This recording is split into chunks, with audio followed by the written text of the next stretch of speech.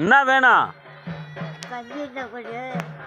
எது சாப்பிடுவீங்களா?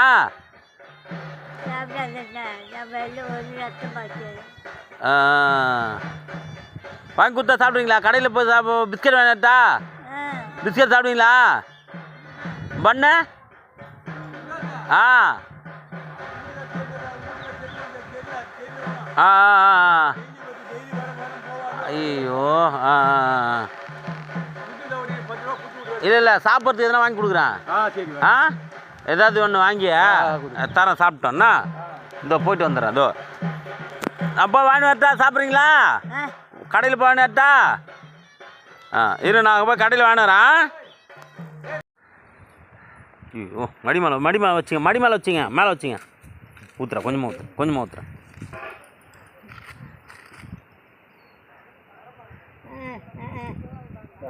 சாப்பிடுங்க, இன்னும் இருக்கு, சாப்பிடுங்க. போதும் மாப்பிள்ள இருறேன்.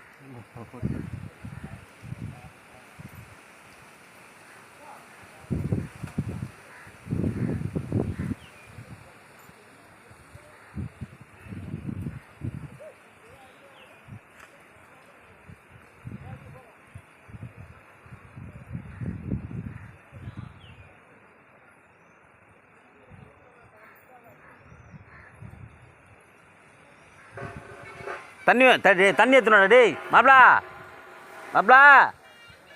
ஒரு வாட்டருங்கள கொஞ்சம் தண்ணி ஏற்றணும் சார். வாட்டர் பாட்டில் எதுனா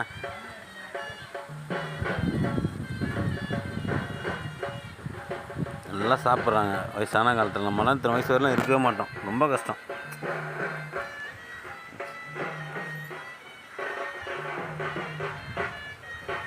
சாக்காட்டு கஷ்டப்படுறாங்க. சாப்பாடு போகிறதுக்கு ஆள் இல்லையா என்னன்னு தெரியல. பாருங்கள்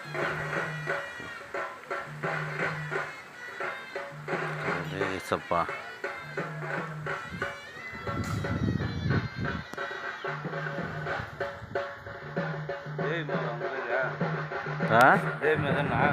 ஆமாம் தேவி மாதான்னு நினைக்கிறேன். இல்லை கடைக்கு போகலான்னு போனேன், ஏதாவது எதுனா வாங்கி கொடுக்குறாங்க. திடீர்னு பூரி வாங்கி இந்த மாதிரி ஞாபகம். தண்ணி எடுத்துங்க, முதல்ல சாப்பிட்டாரு. அதான் குழம்பு வேணுமா?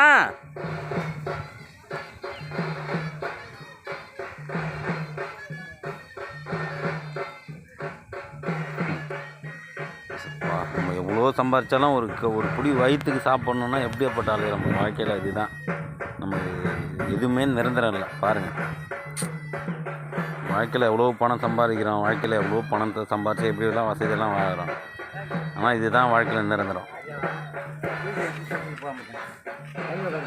இந்த பாட்டி வச்சுருக்கணும் ஒரு வீடியோ ஒன்று போட்டிருந்தேன் ஃப்ரெண்ட்ஸ். பார்த்தீங்களா எனக்கு தெரியல, பார்த்துருப்பீங்க. ஆனால் அது ரொம்ப நாள் கழிச்சு இப்போ தான் போடுறேன். பாருங்கள், பாட்டி சாப்பாட்டுக்கு பாருங்கள் எவ்வளோ ரொம்ப கஷ்டப்படுறோம். வாழ்க்கையில் எது ஒன்றாலும் சம்பாதிக்கிறோம். வாழ்க்கையில் பாருங்கள், சாப்பாடு தான். நம்ம காசு பணம் சம்பாதிக்கிறது பெரிய விஷயம் இல்லை, சாப்பாடு கிடைக்கிறது பாருங்கள், அதுதான் பெரிய விஷயம். பாருங்கள், மொத்தம் சாப்பிட்றாங்கன்னா வயிறு நிறைய, அதுதான் பெரிய விஷயம் நம்மளுக்கு.